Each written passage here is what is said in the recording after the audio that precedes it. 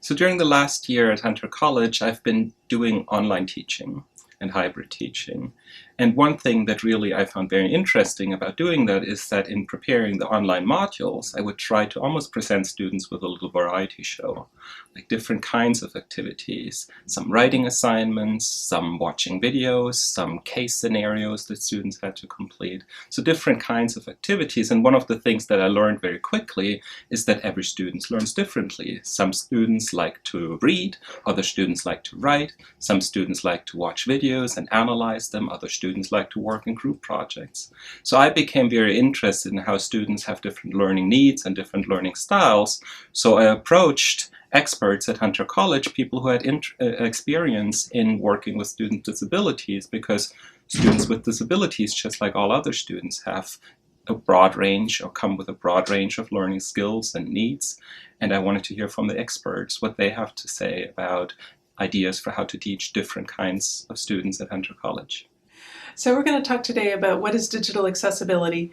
There's more than we can explain in a few minutes here, but some examples are a person who is deaf needs captioning for online videos, a person who's blind or who has a disability with their arm can't use a mouse, so they use a keyboard.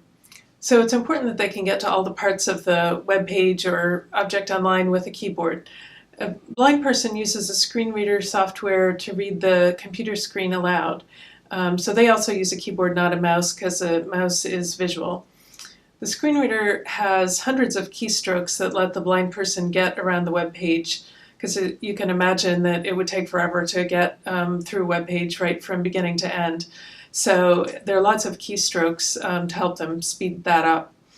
So if you're sending students to use a freely available website, it's a good idea to be prepared to make sure it's keyboard accessible, or else maybe have an alternative assignment in mind if needed. And there's a website called webaim.org, webaim.org, which is a good place to learn some easy steps to test keyboard accessibility and other digital accessibility issues. Now, when discussing universal design approaches to enhancing accessibility, you may encounter people who are concerned that these approaches will become a significant burden or a challenge that isn't really worth the effort for the minority of the students that it supposedly benefits. It's important to gently remind those who voice these concerns that universal design is not just about benefiting a minority of the population. It's about making improvements for everyone. The techniques that we talked about are not particularly challenging or time-consuming. Things like adding headings to your documents and websites takes seconds, and it will significantly improve the organization and ease of navigation for all users. So if you're curious about these and other techniques, you can learn more about them by visiting the website we mentioned earlier, webaim.org. That's webaim.org. Now, thinking about universal design principles when you're creating documents and presentations is really just a mindset. And once this mindset has been adopted, creating accessible course materials takes no more effort than usual. It simply becomes a part of your practice.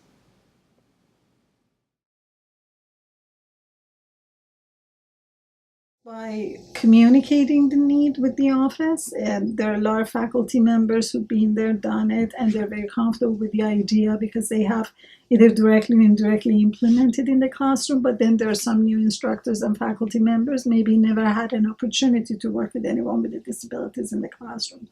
So it would be always good to pick up the phone and call the office, or just walk in and say, I have a student who is visually impaired, or I have a student who has severe reading disability, and I need some kind of techniques as to how to work with them, and we can sit down and discuss it.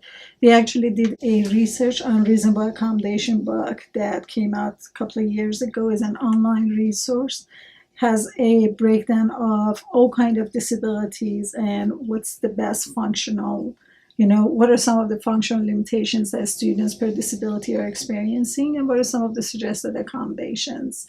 And then if the faculty needs additional resources, they can always click on the link that is provided there and get more information on that.